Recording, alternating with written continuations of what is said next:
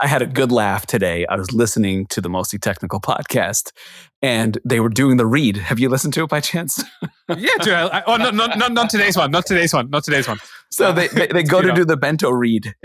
And I think Aaron goes, whatever is on my website, because that's what you told them. That's what I put on. Yes. Yeah. So he goes to your website and he goes, Bento is the solution for, right, basically what's on your site. Welcome to the Offsite Podcast. I am your host, Jordan Gall. This is where I team up with friends to catch up on our work and, just as importantly, what's going on beyond the work. As always, this podcast is brought to you by Rosie, the AI-powered phone answering service for small businesses. Hello, everybody. Welcome back. Another episode of the Offsite Podcast. I am Jordan Gall, your host, and today I have my longtime friend, but haven't spoken in a while, Jesse Hanley. Welcome. Welcome. Not welcome, but hello. It's good to be on the Offsite. We haven't spoken in a while, but I still feel like it hasn't been that long. I mean, it's been years, but no. Spiritually connected, Jordan. Yes, spiritually connected. Do you remember how we met? I remember it very distinctly. Through what is it? Aussie Supplements plugin on like the e-commerce store, right? Yes. It wasn't Transparent Labs. What was it? No, just wait. There was a few. That was a bit of a crazy start to my journey. It was Aussie Subs, and there was like, what was some of the other brands? We had Fem Supplements, we had Predator Labs, we had Natural Distribution. There was a lot of companies. I don't even think it was on Shopify yet. Maybe you were on WooCommerce. No, it was Woo. Yes. Yeah, it was Woo and Magento. So we had this like Woo and Magento setup, and the Aussie Supplement store was like ranked number 1 in Australia for like Gold Standard Whey, Cellucor, C4, all like the main supplement SKUs. Like first page for protein powder in Australia. All that kind of shenanigans, and it was just on this shoddy WooCommerce store that was like barely up on SiteGround. And this is what, like 2014? This was 2012. It's a long time ago, man. 2010, I left school. 2010 was my final year, I left school, and then a few years trying to be a personal trainer, and then after that, it was I think pretty 2014, 13, I think. Yeah. So you want to hear my side of the story on why I remember it so clearly? So I started CartHook by myself with a developer who was like a family friend. It was the younger brother of my wife's best friend from high school. Just randomly ran into him in San Francisco. We hit it off. He built the first version of the product. I started selling it. It started moving a little bit. I realized, I need like a full-time co-founder.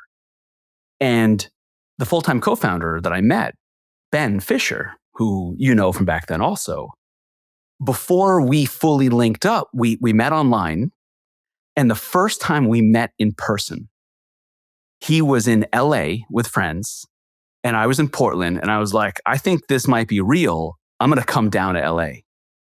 So I make the trip to LA for, I think one night. And I had a call set with you. So I took the call in front of Ben and his friends. And it was almost an interview. They were basically watching me work. And we did a 30-minute call where yes, what a trip, right? So I basically was able to show my e-commerce expertise, familiarity with the product, sell, and you happened to be the person that I was on the call with. Was that good? Was I enthusiastic? Did I help? The whole thing was great. I mean, look, we ended up co-founders, right? So I guess I closed that deal. Yes. Wow. That's a cool piece of law. I didn't know that. Right. It's a trip. That's why I remember it so clearly, because that trip to LA was very important. That's kind of how I convinced Ben to join me in CartHook, even though I was not technical and, kind of had a product at a few $1,000 a month, that kind of thing. Yeah, that's crazy. That's really cool. Where did before you pivoted to full checkout, where did CartHook like end on? Like what was like the peak of CartHook as the abandoned cart plugin? Where did that peak in that story? Okay, So here's what happened. We got it to somewhere in the area of 5K a month. Like when I was meeting you, it was pretty early on. We started doing integrations, right? Magento, WooCommerce, Volusion. That's where I started. So that was the first one. Yes, Wow. that's right. And then we started to get demand from Shopify. And I didn't want to build it because it stripped away our differentiator. Back then, we had the ability to capture the email as soon as it was typed, right, on the blur event. And that was a big deal then because only the really expensive ones were offering it, and we were offering it for a reasonable price. And Shopify stripped it away because it was only API-based. You couldn't put JavaScript on the checkout. Okay? That is what initially had us bump into Shopify. And as we were looking at the integration there, that's when I started to basically be frustrated with the Shopify checkout, saying you can't do anything. If I were a merchant, I would be so frustrated by this because I had just come off my e-commerce experience at Volusion where I optimized the hell out of our checkout and it made a huge difference. And that was the light bulb moment of, damn, I bet there's demand for a customizable checkout on Shopify. Wow. Okay, cool. Yep. And then that threw you down that path. Okay, cool. That's right. No, that's right. Yeah. You know what allowed us to do it? I want to ask you about this. So the only reason we were able to do it, we were a small team. We raised a few bucks from friends and family. 4 people had like $100,000 in the bank. And I was like, all right, how do we make this work? The only reason we were able to do it is because we did an integration with Cratejoy. Remember Cratejoy? Right? It was like a subscription platform. And they built us into their product. So we just grew without any effort. So we went from like 10K a month to 20K a month without doing any work on the abandoned product. And that's what gave us the space to build on the checkout product.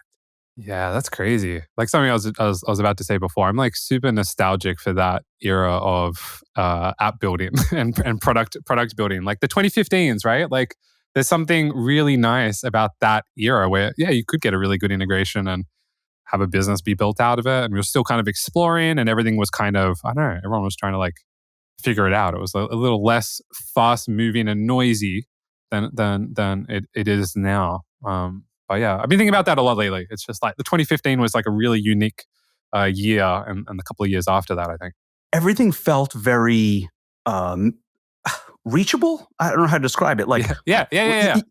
It was like, okay, someone wants us to do a Cratejoy integration. I was like, I'll be right back. I'm going to find the founder, and then like 48 hours later, I'm on a call with the founder. Everything was kind of within reach. You could go onto Twitter and just tag someone and they would reply to you. You could email them and they'd reply. It was like toned down. It was less noisy, I guess. Is that the word used? Yeah. I mean, like the main differentiator was like, if you did something, like if you did, stuff would happen in that era, right? And if you made landing pages, if you built like all that kind of stuff, like if you actually put in the work, and the work was kind of, it was obscure. We didn't really know what the work was. So then you'd hang out on growthhackers.com and like all those things. Man. Mixergy. You listen to a Mixergy interview and then someone would be like, like I do these things on SEO. I mean, a lot of the SEO stuff that we did back on the supplement site was like me reading Viper Chill blogs and learning about link stuff and doing all that exploration. And I would listen and I would do the work and then stuff would happen. And that was the main differentiator back then. It was just, you just had to do what you read about. But now there's so much content. There's so much people saying stuff. And just because you do doesn't necessarily mean it's going to work. And arguably the doing is getting so much easier. Like even coding is a lot easier to do now. Everyone can code. But that's now not the differentiator, the doing the work. There's a lot more now, which I think is kind of interesting. Yeah. And some of the notes I have for this conversation are centered around this concept of like longevity. You've been doing Bento for a long time. How long has it been? Probably 4 years full time, and then maybe like 3 years like faking it. Maybe faking it or juggling multiple projects because right. I had the agency, right? Yeah, no, I had the agency. So the agency was paying all my hotel bills as I was traveling around the world. So I kept the agency, and then I exited the agency in COVID. And so I sold that actually to some customers and friends. And so they acquired the agency. And then I went full time on Bento. Basically, after that, I always had like some personal stuff. I lost a child around then I as remember. well, and so I kind of grief built Bento. If I'm going to be really honest, like I spent basically a year coping, and coping actually brought Bento to life because that was all I worked on. Something to focus on. And yeah, it gave me something to focus on. It gave me something to control.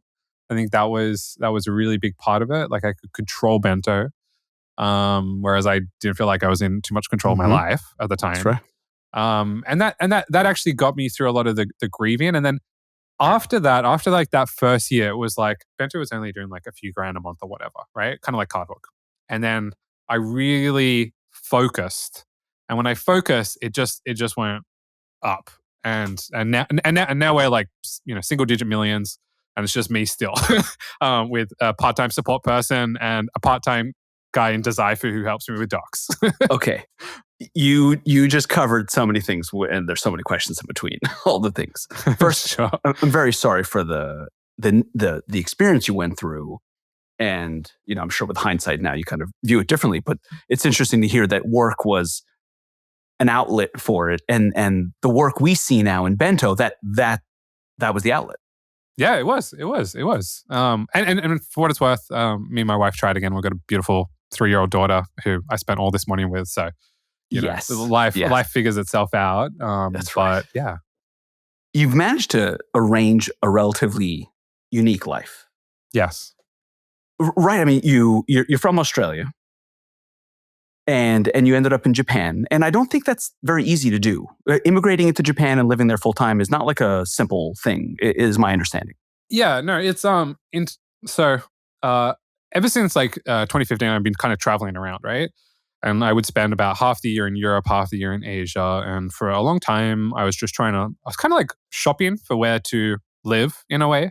Okay. And then I came to Fukuoka and I met my now wife, Michaela, and she showed me Fukuoka, and I just loved it. It was very like relaxed. I liked society here. Society is very like, everyone always says this, but it really is true. It's safe. There's a lot of kind of social cohesion that keeps everything operating really well. Some people don't like that. I like that. There's a lot of like social compliance aspects to it and all that. Okay. But yeah, and my wife's on a long-term visa, and I basically adopted that after we got married, and then we had the kid and stuff, right? So okay. We had some routes to live here, but then I've got friends in like Tokyo. They're on business management visas. Like you figure it out. If you want to live in Japan, there are paths, and you can always figure it out. But it is a little bit difficult. But I think Japan offers, out of all the countries I've been to, the best price to quality of life. So for example, we were just talking just before we started recording, it's like the place that I'm in now, it's $1,500 a month. It's in the center of the city. I've got restaurants all around me. I'm in a 2-story house. I've got a garden. The city park's over there. I can take my kid to the pool.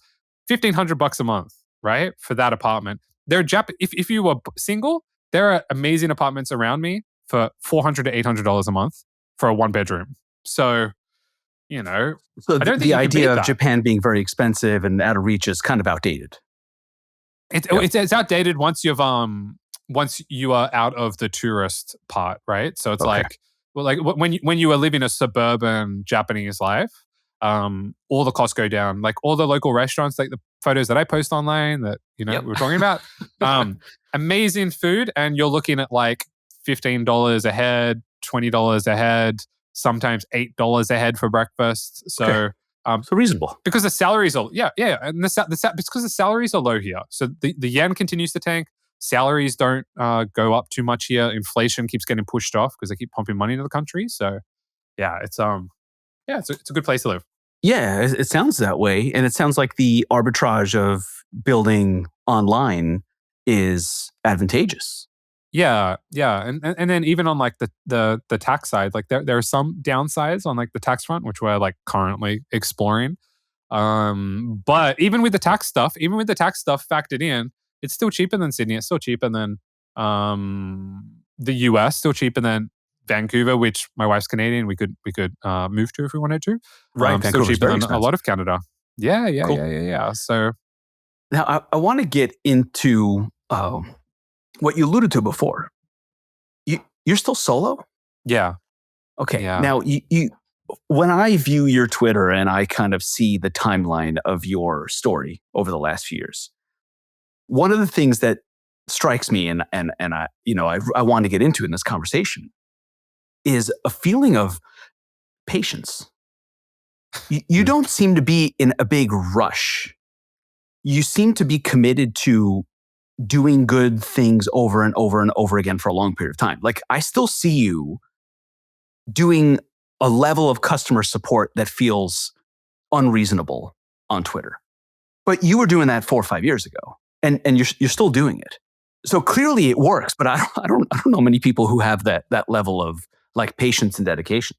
I don't know. There's so many thoughts that contribute to me acting like that. Like, a part of that's like agency stuff. So with the agency, it's like you're always going above and beyond to retain clients. So when you apply that to like a SaaS aspect, it's like, I'll work really hard to get a client. But then there's this thing where I've kind of realized where it's like, if I help a $30 a month customer, I help a $50 a month customer, often that bleeds into a $2,000 a month customer coming in somehow. That's just like how my space works, right? Yeah. I help some like creator who's in Colorado and like he's probably going to turn in 2 months, but then he tells an actual real business owner that has like a massive business that, I had this amazing experience, and maybe he helps that person move on to Bento to get paid. Like, there's all these connections, and I think acknowledging that is how business actually gets done online makes me kind of behave in that way. And then also, I don't know, I just like the space that I'm in. So I'm in Slacks, I'm in communities, I'm talking about stuff, I'm interested in stuff. And the aggregation of me just being everywhere and talking and doing stuff leads to inbound at the end of the day. Yes, it is reputation building. And right, what it's done over time is solidified your reputation of like expertise with helpfulness. I guess maybe I view it as this patience thing because somewhere along the way, I lost that. I did that in the e-commerce world. I did it for Shopify merchants at CartHook with the checkout. And something along the way, I kind of got sick of maybe giving too much of myself into that. Can I give an idea on why maybe? I'm not sure. I'm really not sure. Maybe it's because I got frustrated that I didn't get out of it what I put in. Maybe. Because I'm pretty transactional overall in terms of like, I do work for money. and I started a business for money for my family kind of thing. And I think maybe I really sacrificed. And maybe there's some like righteousness about that, about like how much I suffered under the Shopify issues, and this thing got killed and we got to 6 million ARR and then it got destroyed. And I think maybe I like protect myself and I put up some walls. And now like Rosie is a reflection of that.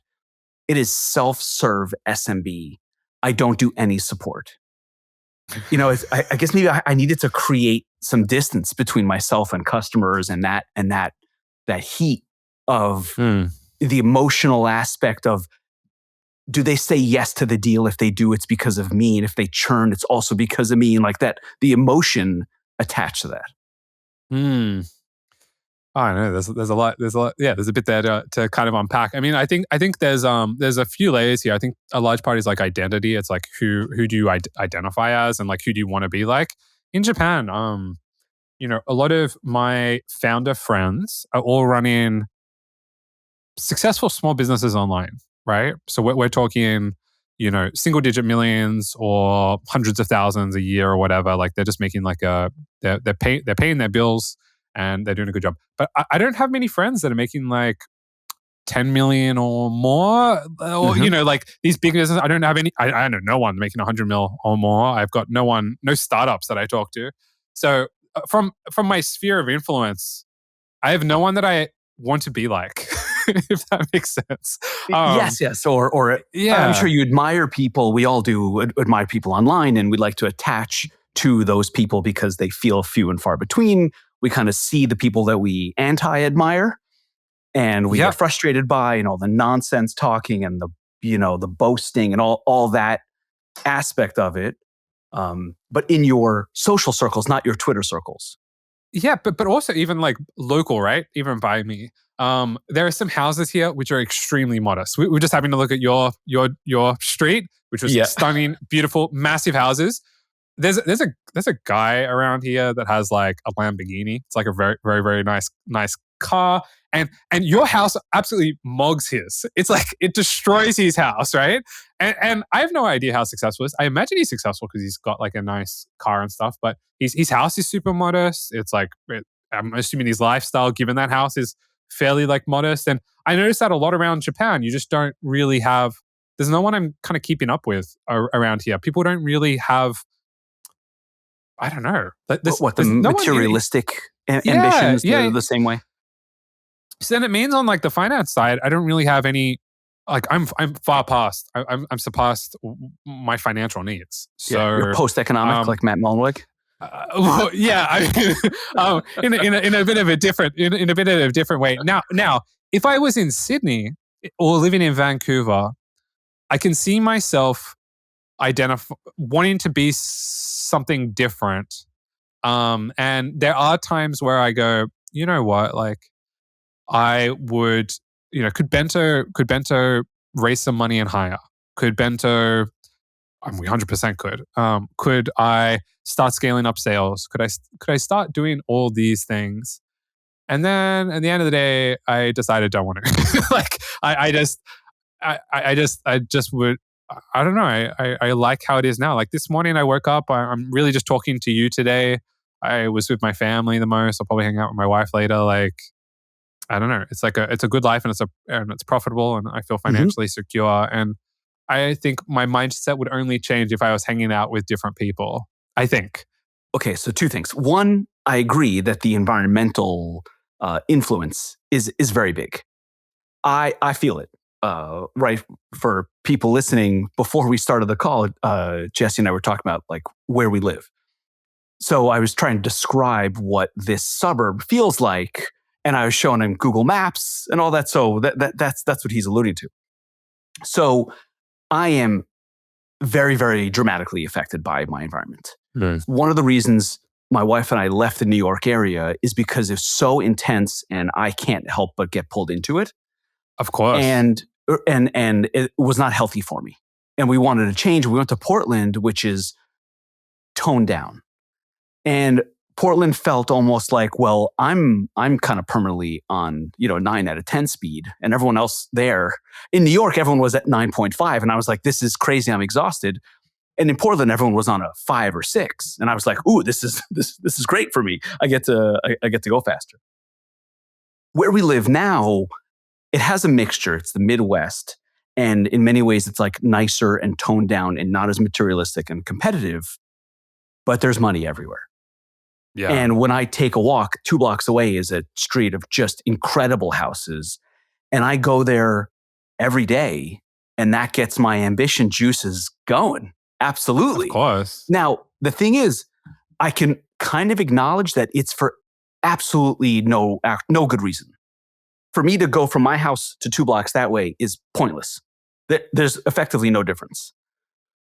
But I'm still impacted by it. In many ways, I need it because my default nature is lazy as hell. So I need the external poking and prodding. I think anyway. But what you're describing in Japan seems to fit your personality. Like it's affected your personality and your outlook and your ambition the same way you're saying, like if you were in Sydney, it would be different. But I also think that's like your nature, and that's why you feel so comfortable there. Yeah, I don't know. I think I could change. I think if I lived in Toronto, or I lived in Vancouver, or I lived near you, I could totally change my brain. I think my brain would change. You'd have a group of peers, and you'd say, "Well, here's my peer group, and I want to go to the top of this peer group." That's might be part I think of it's natural. I think that's what humans do. I think that is inherently what humans do. I think if I took Jordan Gal and I shoved you in Thailand, in Bangkok or Chiang Mai with your family, and I set up your life all perfect and stuff, I think and Rosie was spitting off, let's say great cash for you and your family, and you're pocketing stuff. I think you would shift.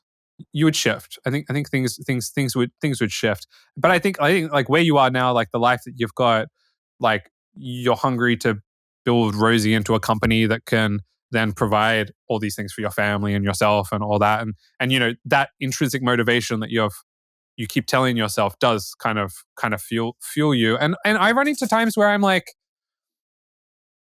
I don't think I have any goals like at the moment. So I just work.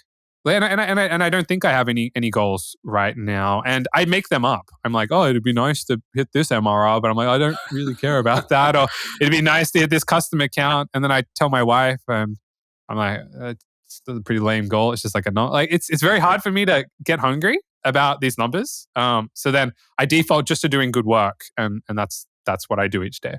Okay, I think that's a positive approach to it. Maybe. I don't know. Okay, well, right. I wanted to say something nice before I challenged it. Good. You can challenge it. Okay. How much longer?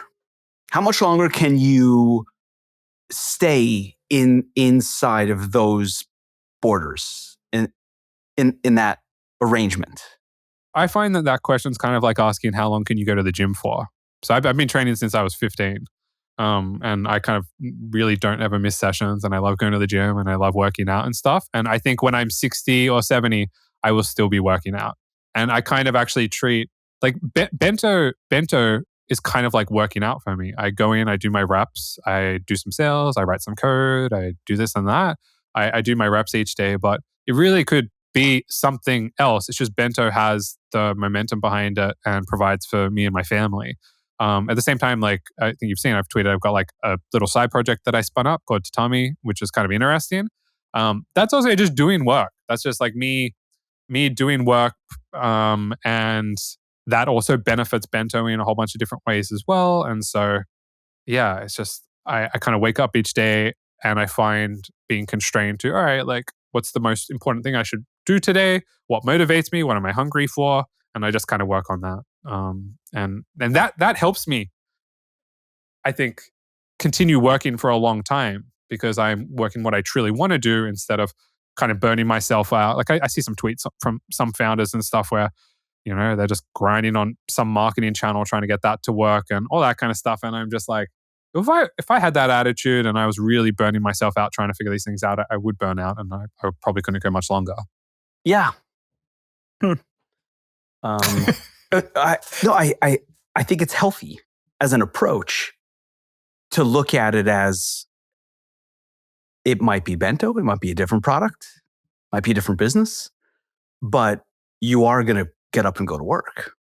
So doing that and doing the best version of it possible, I guess what I have difficulty identifying with is I'm so focused on the end goal and then working backwards. Yeah. You know what I mean? It's almost the opposite approach.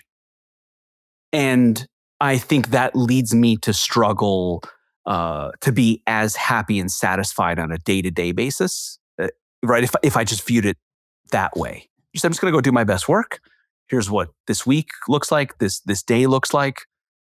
I guess for me, I'm kind of living in those two levels at the same time. And if I'm being honest, I live mostly in the future level, future focused. Here's this goal. Here's what's next. Here's how we need to get there. And then I dip into the day to day, but I really kind of enjoy living out in the future. Yeah. So I think like kind of on that note, the way that I think about it is my future is going to be partially dictated by what I'm working on. So if I talk specifically about Bento, and if I actually do want to be a little bit more forward thinking. And so at the moment, Bento is a marketing and transactional ESP. So people sign up, they send just like ConvertKit or Custom.io or you name it, right?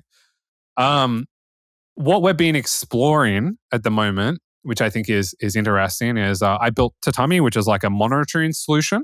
So you can basically pump it with all of its data, and it can track all your emails, and I can work out which senders are bad, which senders are good, all that kind of stuff. So it's a compliance tool. We've got a whole bunch of ESPs on it, some big ESPs using it, including us. And talking with them and doing that work has been really interesting. But then we started going, okay, cool. So we use SendGrid, and we've also self-host our own email servers. So we send our own emails. And that was also exploratory work we did a few years ago. I did a few years ago, and it all works pretty well. So as I'm kind of like working on all these things, I'm like, wouldn't it be great if I could basically offer self-hosted email for everyone?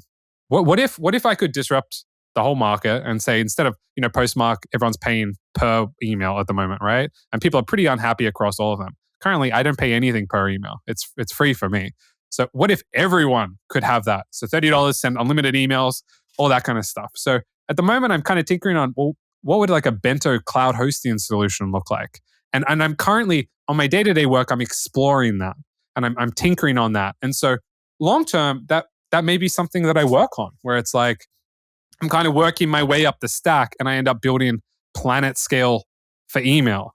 Mm-hmm. And I think that's really interesting. But I don't want to think about that far ahead. I want to be like naturally pulled into that work, if that makes sense. So I'm kind of letting my work dictate the future path, and I keep pulling on it. And sometimes I pull down something, I'm like, this sucks. I'm just gonna completely ditch that work and not try it again. But lately I've had quite a lot of wins where, well, actually just throughout my career, every time I like pull on something and I go based on my intuition, that has tended to work a lot better. And when I've been too forward focused or goal orientated, I've tended to take the L. Me personally. Yeah, I think it's cool. It's just different approaches to it, but there is no right approach. Absolutely. For sure. And so right now, this is multiple years into an email product. Mm-hmm. What is going on in the email market? What is happening there? It seems to shift from time to time, and there seem to be fads. But email is forever. It's just going to be around forever. So where do you live in that market, in that world? Yeah, sure. So there's a email is very, very broad. And actually a lot of the moves that we've done, and including what I just discussed about like, proceeding with potentially like a planet scale for email solution that we may offer in the future. A lot of that has to do with what I'm about to say. So in the marketing space, we're seeing more pushback from inbox providers. So you've got Gmail, you've got Yahoo, you've got Hotmail. The past couple of years, they've kind of enforced a lot more policies for security reasons, which is all pretty good. But then we're seeing a lot more like kind of compliance pushback, where people are finding themselves more into spam, or they're just finding a little bit of friction getting in inboxes.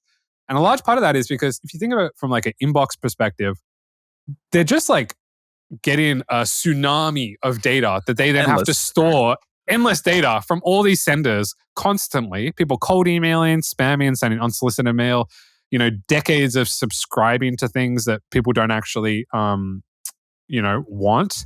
So from that perspective, I look at like Gmail, I look at Yahoo, I look at Hotmail, and I'm like, well, there's a lot of that's junk from their perspective, right? And so, I think marketers go, oh, it's like unfair, I'm getting pushback, or it's unfair, this and that. But really, it's just they don't want to be storing so much data because it's expensive to store all that data when it's, frankly, a lot of it's kind of junk. So I think over time, there'll be a lot more pushback on the marketing side of things, but ISPs are really slow to, like inbox providers are really slow to act. So let's say like a 5 to 10 year. So in saying that, I think email marketing may change over time. I think transactional email is probably going to stay. Email is still kind of like the central identity to everywhere. And we're seeing people kind of lean more into magic links and all that kind of stuff for authentication, which... the rise of Google as a software provider is interesting. Just seeing that go from a few percentage points to over 50% for basically every product I'm familiar with. Yeah, exactly. So, are you saying in terms of like auth? In terms of Google Auth? Yeah, exactly. So, and email's still the core thing there. So, so transactional email I think is going to stay. Email marketing I think will kind of like shift. They'll probably continue to allow good senders to send, and they'll probably start just nuking bad senders, which I think is good. I mean, I think that's fine. Like, there's a lot of people that send junk email, and I don't think they should send email. So that's okay. So yeah, in short, I think if you send email that is like wanted and expected, they're kind of like the two phrases, you'll be fine for the next couple of years. If you're not sending an email that's wanted or expected, you'll have trouble, more so than the previous few years. Yes. I can't help but laugh because we're in the middle of a cold email experiment. Oh, really? Yes. Who are you using for your tooling? How are you doing that cold email campaign? It's actually someone from like the Bootstrap universe. The product is called Mailreef. Mailreef. Yeah. REEF? Yep. And they have a like done for you service. So they have an email tool, and then you can also just hire them to just do it for you. And that's what I did. And we send pretty decent volume. It has worked okay, but you'll laugh. Where we are in the experiment is in the YOLO phase before shutting it down. Sure. So the we will spin up an AI agent for you, reply back, and we'll give you the phone number. Here's 50% off for the first, like whatever. Like let's just make offers, and if it increases the effectiveness, great. And if not, we'll probably shut it down. Yeah, I mean, from you can't do that on Bento with nuke your account. But yeah, well, yeah, and I think sending on like the still in the email market, I think sending cold email is again going to change. Are you getting replies? Are you getting people responding, or has it kind of tanked a little bit over time? Well, it's only been maybe 2 months, and we do get positive responses, and we get signups from it, and we have paying customers from it, but we have a relatively our challenge, right? Self-serve, low-priced SMB. That's not an ideal use case for cold email. The ideal use case for cold email is to get on a sales call and then close a relatively larger contract, whether that's software or service. I think that's where it makes sense. And I was still interested because I wanted to see if the newness of an AI product being directed toward people who are not quite yet in the AI universe, these SMBs that we go after, I wanted to see if that offer worked. Because I think it's worth experimenting with that kind of thing. Anything that has the ability to scale up and is relatively easy and inexpensive to experiment with is worth an experiment. I have been completely wrong on all of my guesses. So, who cares about my guesses? Let's just give it a try. So that's kind of the way I look at it. On the cold outreach side, have you considered doing like letter drops, like old school letter drops, where you do like a flyer and then you just you get all the businesses addresses and you send them out? Have you considered doing more old school stuff like that? I know one Bento customer that's their main marketing channel is cold letter drops, and they crush. Yes. I used to do that for a living. Oh, really? So, no way. Yes, absolutely. So in the US, it's called direct mail. I don't know, letter drop might be the right Australian term. So in one of the first businesses I ever did, it was actually my family business. I joined my dad and my brothers for a few years, and it was a direct mail business. And we used to represent homeowners to challenge their property taxes, and then took a percentage of the savings. It was a fascinating business. But the whole thing ran on direct mail. You send out 500,000 pieces of direct mail, offering your service. And people back then, I mean, this was a long time ago, they would literally like sign the contract and rip the bottom off and send it back to you. And that was your contract. So if you send out 500,000 pieces, you get 3,000 customers, times, basically your ARPU. It was a great business. But I love direct mail. So yes, I have thought about it and look into it. Now that is relatively expensive to experiment with. Is it expensive today? I don't know what the cost is like. It's, just the postage alone is what, 30 or 40 cents a pop. Unless you start doing it at scale and then it's more like metered or whatever else, but it's still tens of thousands of dollars to send any real quantity. So where's a lot of Rosie's growth coming from now? What's the main channels you got cranking? The main channel is advertising on social. Oh, cool. Yep. IG, Facebook, just the standard? IG and Facebook, that's right. And that has been both surprising and like a huge relief. Huge relief, right? If you think about like my perspective in trying to grow Rosie and managing the how much money we have in the bank, all that stuff, we pivoted from Rally into Rosie. So in that situation, I'm like, okay, I'm burning money, and I got to get to some real revenue growth as quickly as possible. The fact that advertising worked meant I could just push. I could just spend more, right? Not every channel is like that. Not every channel is just, well, okay, if it's working there, just spend more and it'll immediately just go up with the spend. And so I think it was a a really critical aspect to getting Rosie off the ground. We basically just went, 0 to $1 million ARR in like whatever it was, 8 months by just pushing. It just worked, and I just spent more, and then we got to a level of revenue that really dug into the burn, and all of a sudden we were in a healthy place. Yeah, that's lucky.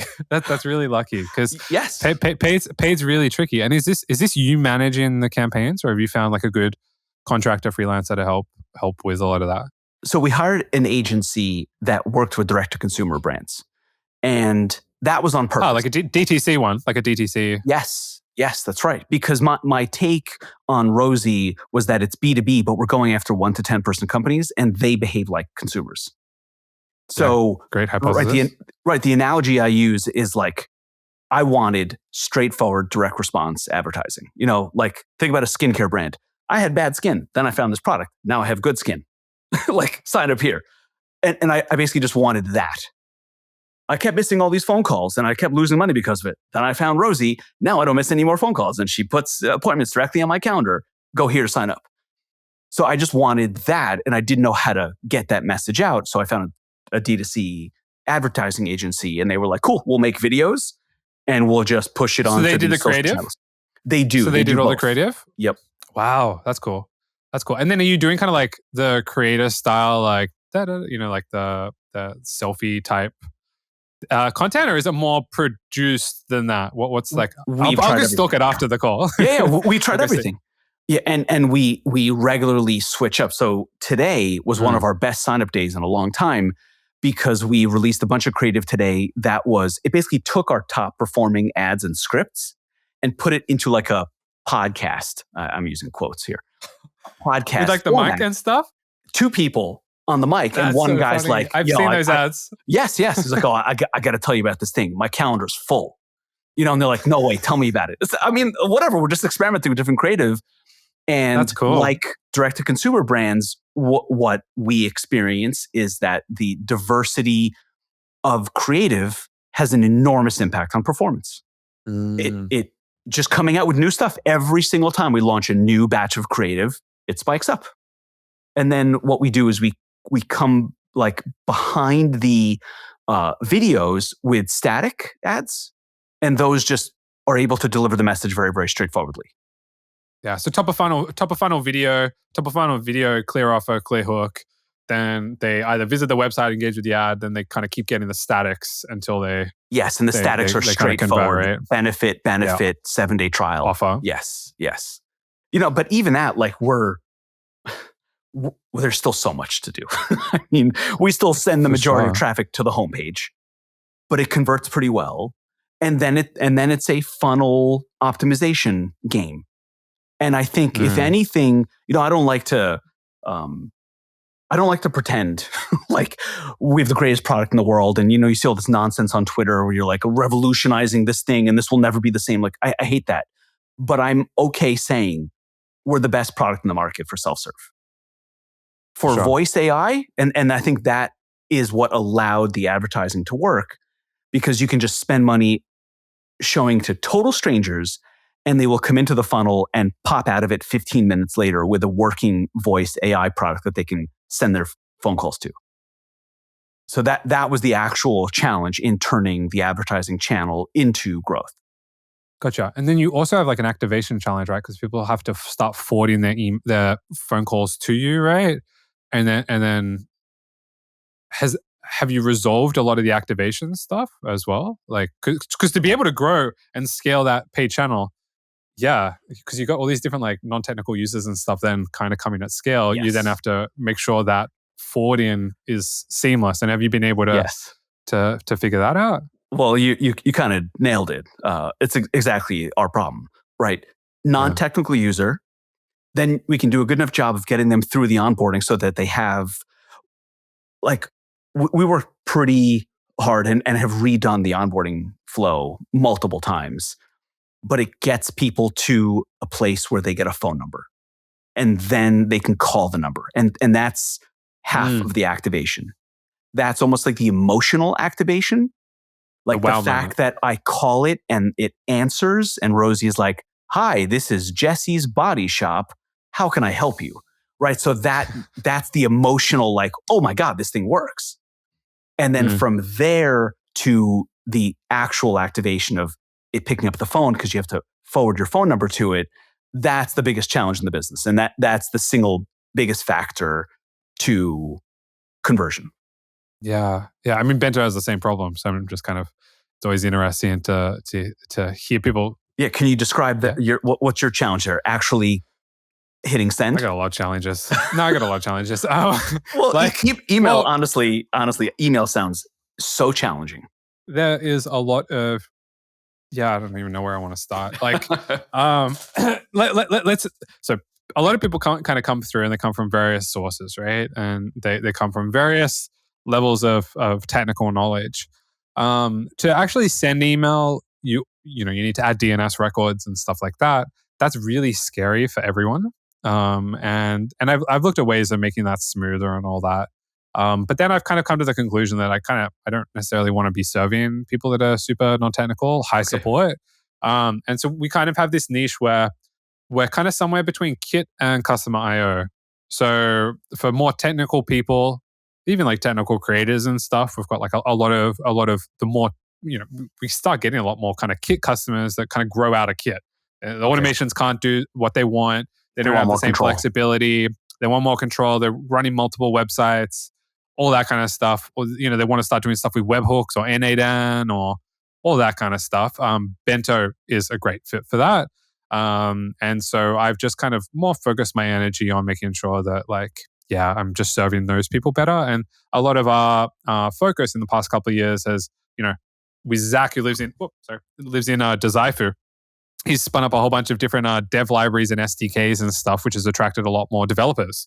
So, we've got Go developers and Python developers and PHP and Laravel and more Rails developers. Like, they've all come from us launching those SDKs and making it better. So our customer pie has really shifted. So it's kind of more technical businesses. You think about like a WordPress info website that's selling a whole bunch of products. It's got a lot going on, a lot of lead forms and all that.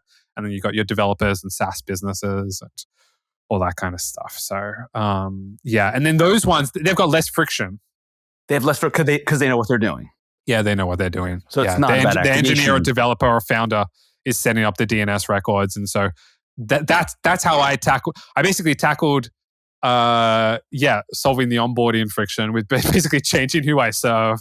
And I think that was a little bit easier. So it's positioning, right? And of course, right. The email market is big, and therefore you can pick a spot as long as you do a good job for them. So it's almost like they know what they're getting and you know what they're getting.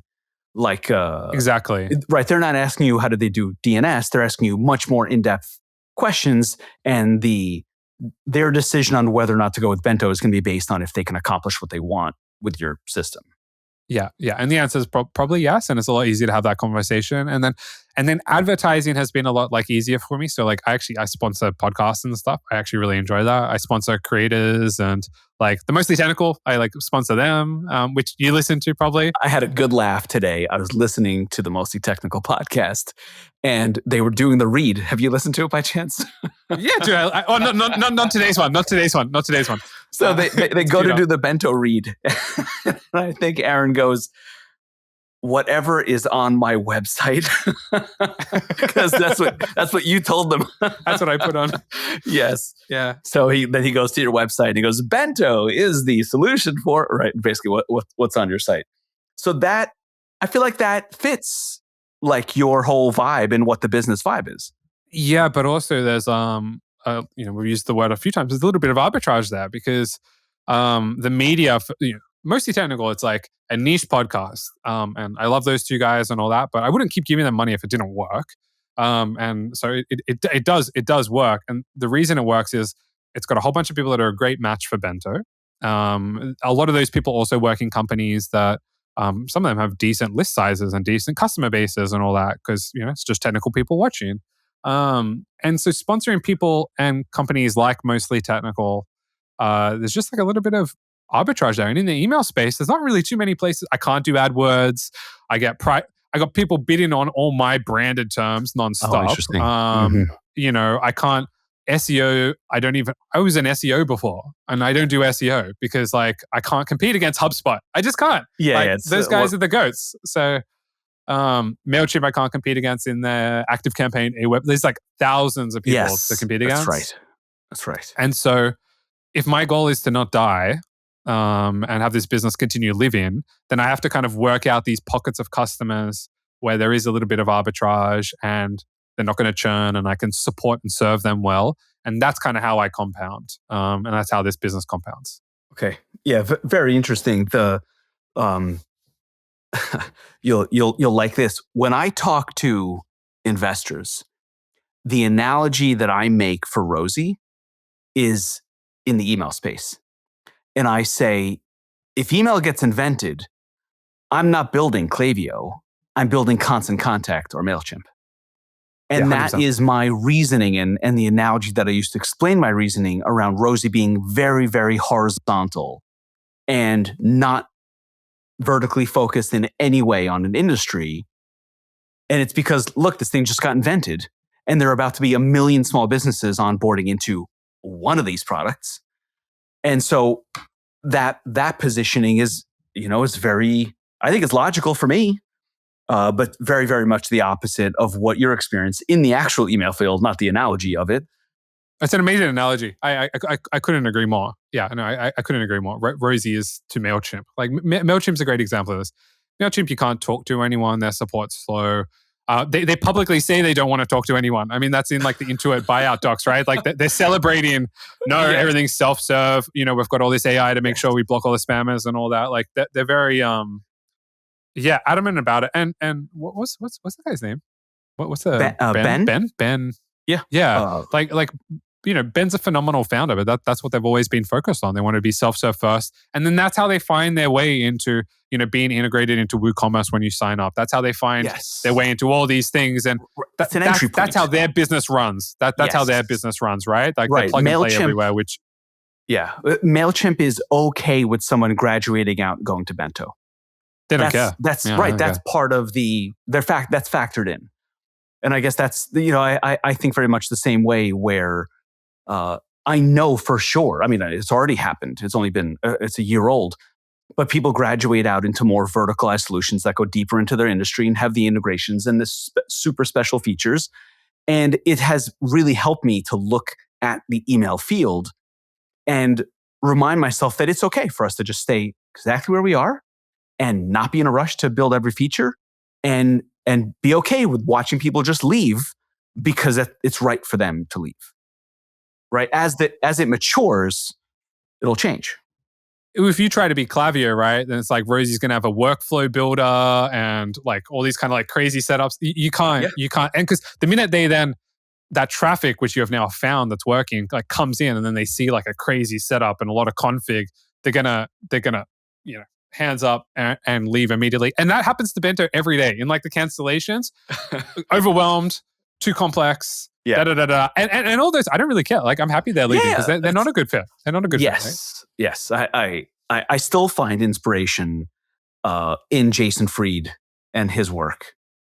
And the comfort he has in just staying right where they are. When you described the joy you get from the habit of work, like exercise, that's what I think of as an example on the web of someone who just wants to do good work and is not in a rush to hit some goal or sell the company or do something else. What are you doing day to day? What is your day to day? It changes. So let's think about a day I like, a good day. Yeah, of course. I can tell you what a day I don't like is. Yesterday was Columbus Day here. It's quiet. I had a totally open day with like no calls. And I don't do well in that environment. And I procrastinate. And I don't get that much done. And at the end of the day, I'm like, I had a whole day and I barely got anything done. And now I'm a little miserable and upset with myself and I want to do better tomorrow. The opposite version of that is calls. And I'm clearly extroverted. And because calls make me happy and excited and it gets all of my energy going and I can do more work in between calls than I can if I had a whole afternoon with no calls. And that's just weird, but that's me. I'm similar. I need calls to help. Yeah. So on a day-to-day basis, I like to have a mix between internal and external conversations. And I like to take a walk because that is usually where the good ideas come from. And then I come back to my desk and maybe execute on one or two of those ideas. So it ranges from in the morning. Well, this morning I spoke to an advertising agency because I want to see what else is out there, and I got introduced to these guys in London. So I spoke with them and wanted to hear what their approach is and how they would approach Rosie to kind of pull some of those ideas in and also have like a bank of options if I wanted to switch. Then we did stand up. Then I had a leadership call, and then I had lunch, and I had a long walk, and I came back with an idea on who I should reach out to set up an integration. And then I kind of try to track them down. So that's kind of that's a happy day for me. It's because I got the juices flowing. I talked to the outside world. I improved things internally. We have, a relationship challenge happening inside of the company right now that I want to improve. And so I had a hard conversation today with someone on the team. I was dreading that all weekend. And then I did that and I felt better about it. So I guess it's this kind of mixture of like interpersonal conversations, ideas, a little bit of outreach. Yeah, but you are very much in that like operating CEO role, I think, right? Yeah, you're managing people, you're managing emotions, and I think maybe your day to day and how much you like your job kind of is dictated by, I guess, how people are feeling. Because I found that a lot in like the agency. A part of why like I've strictly not hired, maybe to my detriment at times, is like I didn't really like having so many like connections on me. Like I felt like Mm-hmm. every person I hired, it's like a connection, and I think when I got rid of that agency, I kind of like severed a lot of those, and I've been hesitant to kind of add more on because yeah, like when you're operating and you're managing and you've got humans and stuff, I think it's natural to have ups and downs and get burnt out and stuff. And I'm trying to avoid that this time round. But then that comes at a cost because it means I got to do all the work. So Yeah. this is just trade off, right? So it's Yeah. like, well, if other people are doing the work, then I now have like this emotional cost, and I have to manage that, and I'm making a decision and a constraint not to do that. But then sometimes I wonder, maybe I should. You know what I mean? Does that kind of make Yes, sense? absolutely. Well, right. I can't help but you and I are mirror opposites in many ways on this Yeah.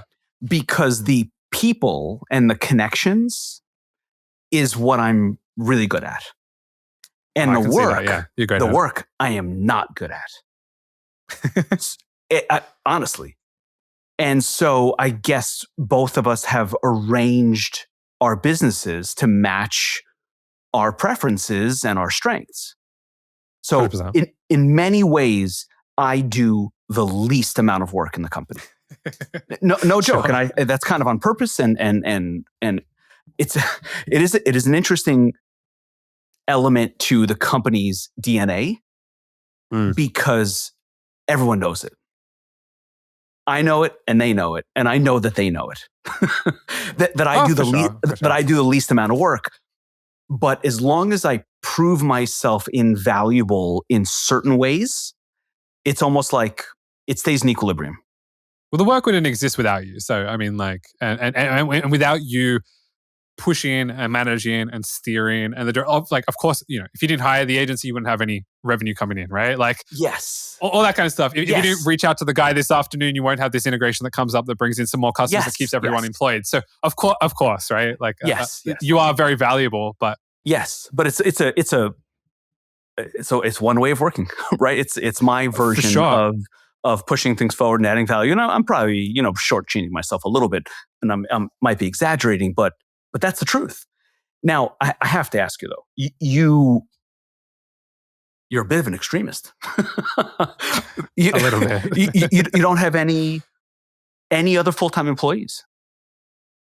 I'm sure there's a lot of work. Is there any part of the work that you think, someone would actually be better off doing this? Whether it's because you don't enjoy doing it, or because you're not the best, X engineer in the world, or you don't enjoy a certain part of it. Yeah, people are much better than me at a lot of things, right? I had someone on Twitter. I don't know if you saw it, but someone dragged me on my marketing stuff the other day. I won't mention their name, but they did. I'll see them in Bangkok in a couple of days. But like, it's tricky because I hired last year. I had some external contractors to help me on some development stuff, specifically upgrading a whole bunch of our Rails stuff to like the latest versions and catching all of that kind of stuff. And it was a really good engagement. Now, I tend to do that. I find people that are experts at the field they're in, bring them in like a mercenary. They tackle something with me for a short period of time, and then we become friends, and I may bring them in later. Like, I'm thinking about that for some Postgres stuff. So sometimes I hire people just to talk and think about things, and then I'm usually the one to actually execute it. So I'm not going to work with anyone. I just try and work with people that are experts and just bring them in just for a little bit of time to help me learn a lot of the time, right? Like, if I've got an Elasticsearch question, I'll bring in an Elastic consultant to help me understand how it works, and I'll implement it myself. Now, things have become really different with Cursor and all of that. And specifically, things changed a lot for me when GPT-5, and actually a little bit before, when like Opus was released, when the Opus model kind of came out, like the Claude stuff. And I started doing a lot more AI work, and I started using Cursor background agents. And I found that like with Opus, things were pretty good. But I'm finding actually in like the last 6 months with just Cursor and background agents and GPT-5 in particular, it's really good. Like it's really good. And I'm using it a lot more, and I'm working with AI a lot more. And I'm spending thousands of dollars a month on contractors for dev, and for $2, like I even as a test, just because I just want to see what it was like, I basically chucked the same tickets at the AI that I was doing kind of before, and it's like, we're talking 50 cents, $1 to get that same work done, and it's done in 10 minutes. And that's crazy. It's good now. So it's not bad. Yeah. It's like, it's good. It's good code, and if our code base is really mature, so it's leveraging a lot of what's already been written. It's writing in the same styles, all that kind of stuff. So I'm not doing anything crazy. So in that regard, there's a lot of development stuff which is the hardest, which technology is just improving at such like a rapid rate that you can go really far as an engineer of one. Yeah. You need people less now than you did a year ago, or 2 years ago, or 3. Yeah, and then a lot of the challenges become on infrastructure, and a lot of the infrastructure, you can work with planet scale, or you can just buy more machines, or you can buy more RAM. Like, you can just keep. If you have revenue, you can buy more. If I run into an Elastic cluster issue, I'll buy a big F-off instance until I fix the problem, and then I solve it, and then I can scale back down, right? So what about the softer stuff, though? Look at customer support, sales. So I've tried to, So our sales is a little bit different. So people can book demos with me whenever they want. I've moved a little bit of focus off that recently. I've like moved the CTA a little bit off just to see if it has any impact on revenue, and it hasn't really seemed to. But yeah, I talk to people. I'll do walkthrough calls if people need help or whatever. And usually it's like 100% they're locked in after that call. So once I talk to someone, like, they're not going to churn. They'll sign in. They'll continue. So for me, it's like, yeah, that's right. Well, if they're going to be a customer for, what is it? Let's say a few years, that's hundreds of dollars in revenue. So it's worth my time actually doing a demo. One call. So yeah, sure. So that's the demo side, and then the support side, I push everyone to Discord, and Bento runs on Bento Chat, which is our support service, and I built using AI, like an AI agent offering.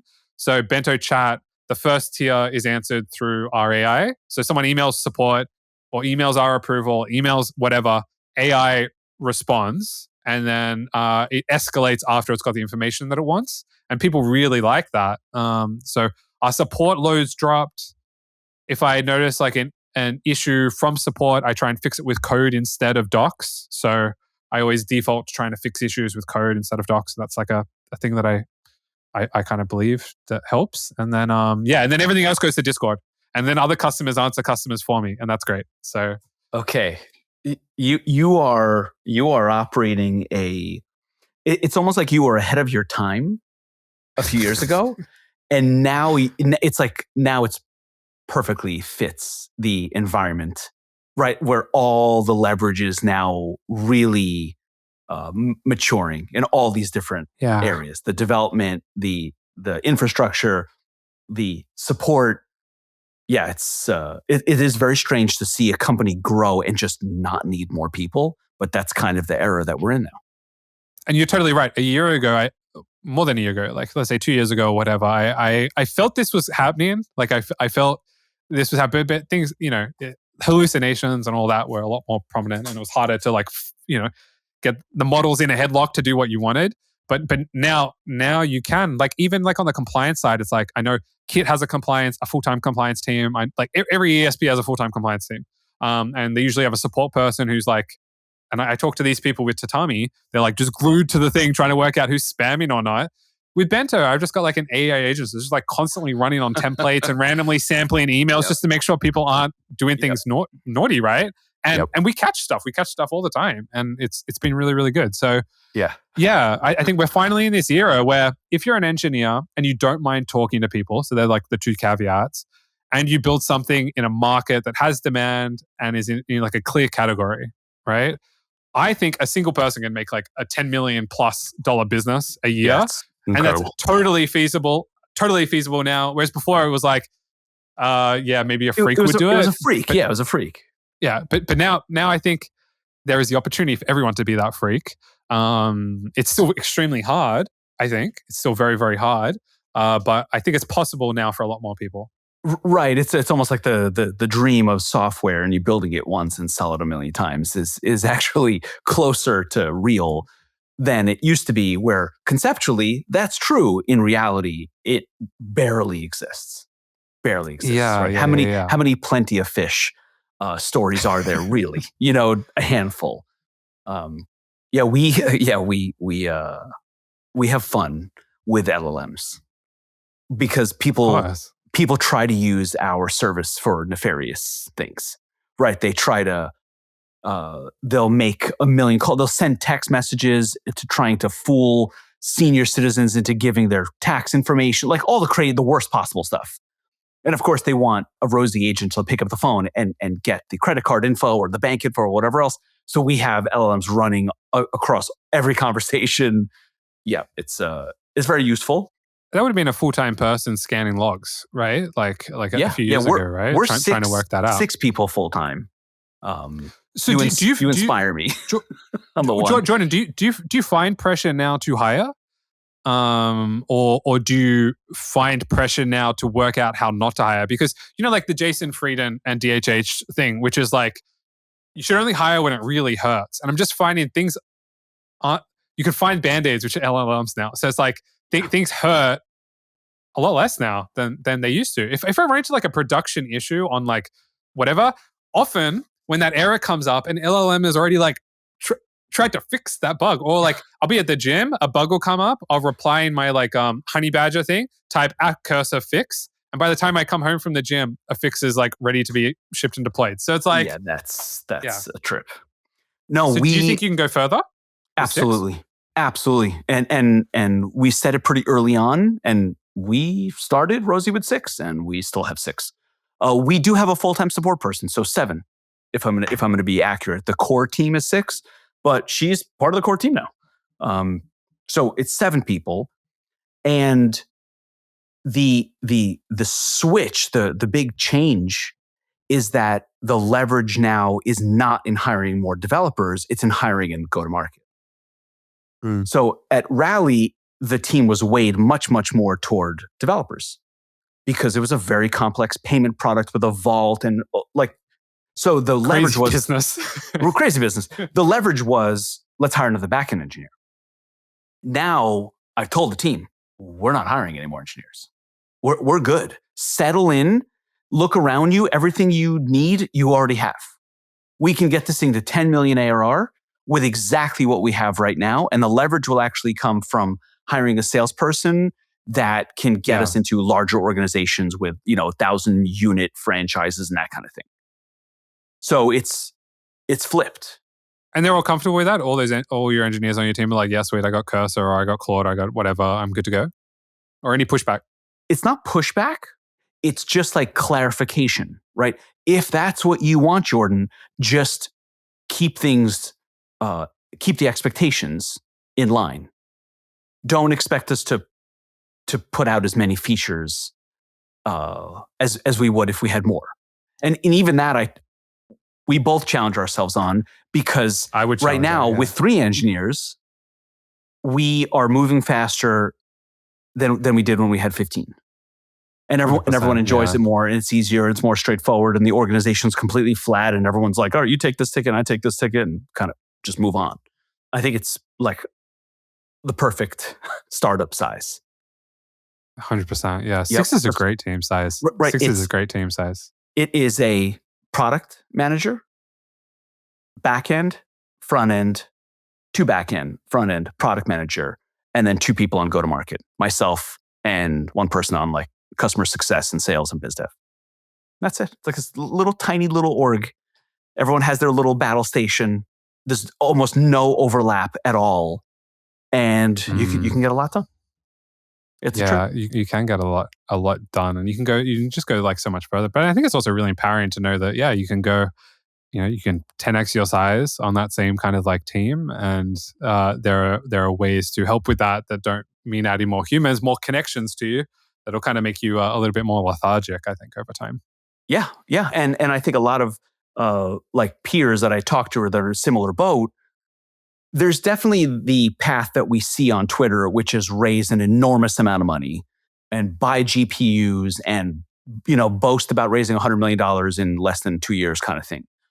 But a lot of startups are looking at it and saying, I don't want to raise any more money. Like, why would I rush to the next round when we're 6 people? We have plenty of money in the bank. We can get profitable. Like, why would we rush to raise more money? And a lot of VCs don't know what to do with that, because their business model is like, wait, hold on a second. I thought we were going to, push this further and harder and faster. And so as the team, you almost have to show the investors like, well, there isn't a direct connection. Taking an extra $10 million does not mean more growth. It might actually mess things up.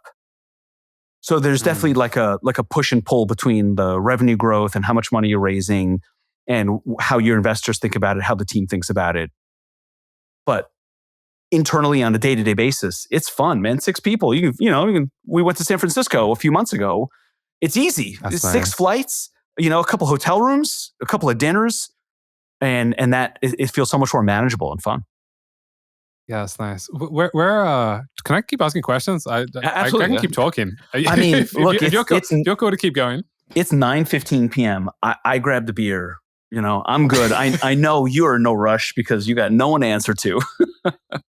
Go for it. Yeah, it's a beautiful day. I got the sun. And it's nice talking to you. On like the investor side, how do you manage investor expectations now in terms of like where Rosie is? Because this is something that like I haven't really explored even with Bento, where it's like, well, what if I decide to raise money? Like, what if I decide to go the next step? What outcome do your investors want to see other than like, the $1 billion unicorn? What's like their realistic expectations of Rosie?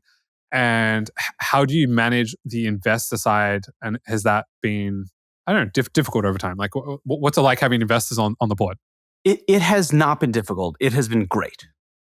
So, and I don't know how common that is. I think it's uncommon.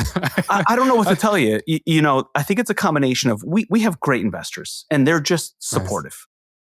So maybe they think differently than what they say, but when I talk to them and all of my interactions, it is just positive and helpful and enthusiastic, motivational, supportive.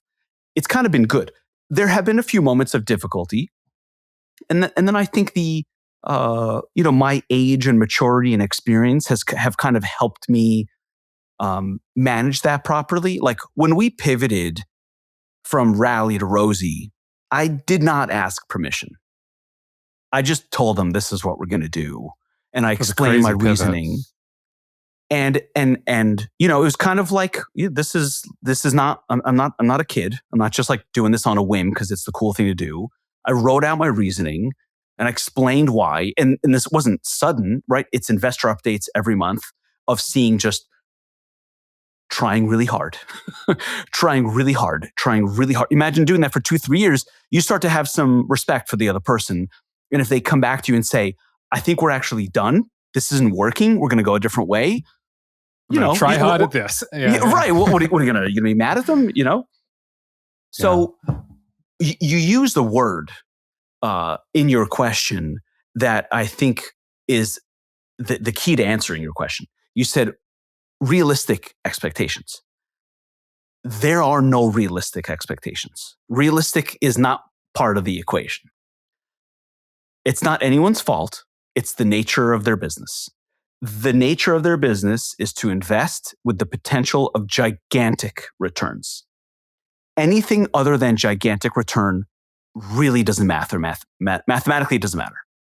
And they've already factored that in, right? They've already factored it in. Look, they gave money to Rally because we were building a Shopify-like checkout for the headless e-commerce ecosystem. And we had a token model behind it that we were going to give out tokens, crypto tokens, based on the amount of revenue processed through the checkout so that the merchants would own the checkout itself. That description is insane. And investors were like, yes, you said it. Yes, that explanation is insane and you probably won't succeed. But if you do, that might be like a, defining company in the e-commerce space. And so sure. that's why they put money in.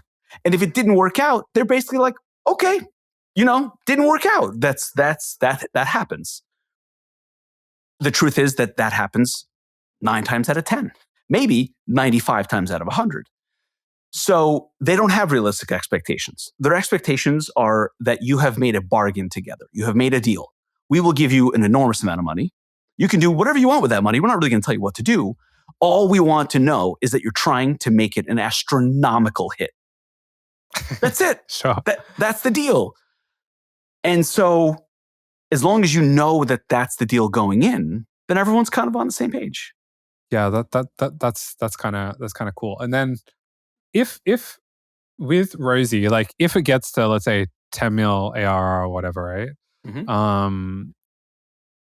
Where's like the exit point? Like where would you start exploring leaving that? Like if you're gunning for the 10 mil, then I have no idea what that would sell for. But like if you hit the 10 mil, or do you have to hit the 100 mil? Like where's the expectation of where you need to hit? Yes. So that's the realistic, that comes in when you've been knocked off of the ideal path, right? And that basically happens as if you don't have big growth right away, you are almost certainly going to be off the path and not raising, an A and a B and a C and a D right after one another. Yes. Yeah. And so that's where the realism comes in. That's where we're like, okay, what are you going to do with this thing? And in our situation, because we pivoted, we went from an assumption of 0 to all of a sudden, hey, look at these guys. They pivoted and this thing's actually working. It might not be a 0. Like, now it's almost like we got nothing to lose. All right, cool. Let's see what you guys can make of this. So when you think about an exit, look, if I came to them and I said, guys, we got an offer on the company for $50 million, they would say, if that's what you want to do, we're not going to stop you. We'll support you. We want you to do what you want in your career.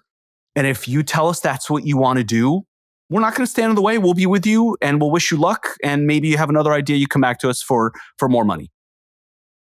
But that's very different from, oh my God, $50 million. Unbelievable, you're the man. Like, it is not that at all. And that for sure. And that's not bad. It's not negative.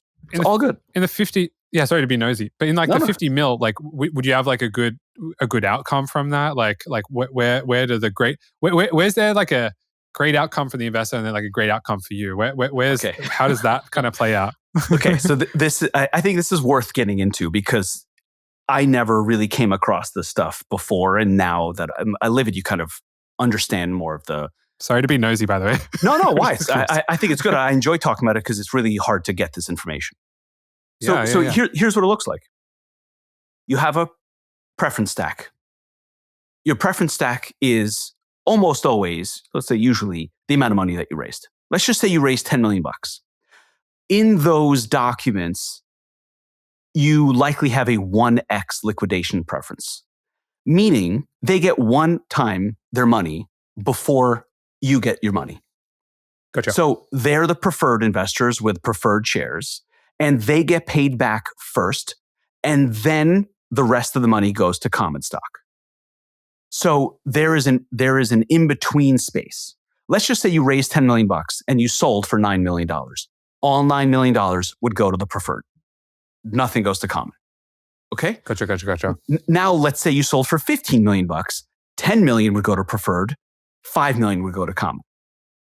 And there's a space in between the preference stack, how much money you raised, and the valuation of your last round. And so let's just say you raised 10 million bucks and you were valued at $50 million. If you sold for $12 million, the preferreds would get 10 million. If you sold for $45 million, the preferreds would get 10 million. As long as they're not participating preferred, they get paid back first, and then the rest goes to common, which is basically the team. Yeah, and the then, percent that everyone has, yeah. That's right. And then as soon as you get over the last round's valuation, you start to creep into territory where it's pro rata. So you're not worried about the preference stack. If you sold for $70 million, you wouldn't worry about the preference stack. It's above your last round's valuation, and therefore it's just pro rata. Who owns what percentage of what, and the 70 million gets divided by that. So there's this this funny dynamic around if you sold for 40 and you raised 10, the team would make $30 million. So that in that in-between spot, you're kind of like, it's this very ambiguous because the preferreds don't make any more money if you sell for 12 million or if you sold for 40. They just get their 10 million back. Yeah. Okay. So it's... So then you're kind of in this like, it's funny because like in a bootstrap company, you're gunning to pay your way, like your salary and food and rent and stuff, right? And then in this kind of like funded model, you're gunning to pay the preference stack, and then and then you try and blast past that evaluation after, right? Yes, that's okay, cool. That makes a lot of sense because I do think about it with Bento, but it's very restrictive, and I wouldn't recommend it to someone who has a business up and running and off the ground, especially like beyond, call it $1 million or so in ARR. Oh, sure. Yeah. It's really tough to make work. Unless you structure it differently. Look, if you're at zero and you have an idea for a product and you go out and raise a pre-seed, I mean, how amazing is that someone just gives you money, you start to pay yourself a salary, and you phenomenal. It's phenomenal. And if later on you don't get as big of a return, actually. Yes, and if you don't get as big of a return, like that's the trade-off. They paid your salary for years. So when I think about that, I'm like, oh, an idea. It's one of the key reasons that innovation is what it is in this economy, in America and beyond, because this risk capital allows people to do that. It's good for everybody all the way up and down the stack. But if you're bootstrapped and you own everything and you're at $1 million ARR and someone comes along and wants to buy your company for $10 million, you're going to make $10 million. That's life-changing. If you raised money, it's not life-changing, and that's kind of what you have to know going in. Now, there are still ways to structure. So I think finance and structure is ignored in the bootstrap world too much. There's so much leverage and advantage in finance and structure. So for example, let's say I'm running $1 million a year bootstrap company and I'm considering raising money. That might actually be an opportunity to sell some of your stock to the preferreds and take $4 or $5 million off the table directly and de-risk your taking on outside investors that then all of a sudden have a say over when you sell and when you don't sell and everything else. That makes a lot of sense. Right. So there's a lot to do there, and there are some people who are exceptional at structuring things, and they can help you, or they can wreck you. But if you kind of work with good people, there's a lot of magic to be done in structuring. Wow, that's fascinating. Yeah, that's fascinating. If I ever decide, let's say for Bento Cloud Planet Scale email, if I decide to race for that, I'll book a call with you. Yes. You can call tell me me. if I'm crazy or not. Separate company, different ownership, all that stuff. I've also noticed there have been a lot of founders also going for finance and stuff, like especially founders that kind of like figure out, basically taking loans out to if their ads are working, and they try and scale up that way. And I've noticed a few founders going down that path instead of selling equity, actually taking out a loan to scale. But yeah, there's a lot of different paths. But at the moment, I just want to kind of stay as is. It seems to be working. I have to say, you got a good thing going. Be hesitant to mess with it. Oh, well, my man, I guess we should call it. Right, it's been an hour and a half. I'm hungry. Yeah, I think I might go to bed soon. Anyway, nice. It was really good catching up, man. We so nice. Probably chat more. It was really, really fun. And knowing that lore at the start, I'm still thinking about it. It's crazy to know that your future co-founder was in the room with you as I was like talking to you about Aussie supplements or whatever. Yes, it was in Santa Monica on a rooftop overlooking the beach. Outdoors. I can remember it perfectly. And from all the way back then. I was in a dingy warehouse. Dust everywhere, protein powder behind me. Not as glamorous, but hey. Well, all the way from back then, all the way to today. It's great to see you. Thank you. Yeah, you too, man. You too.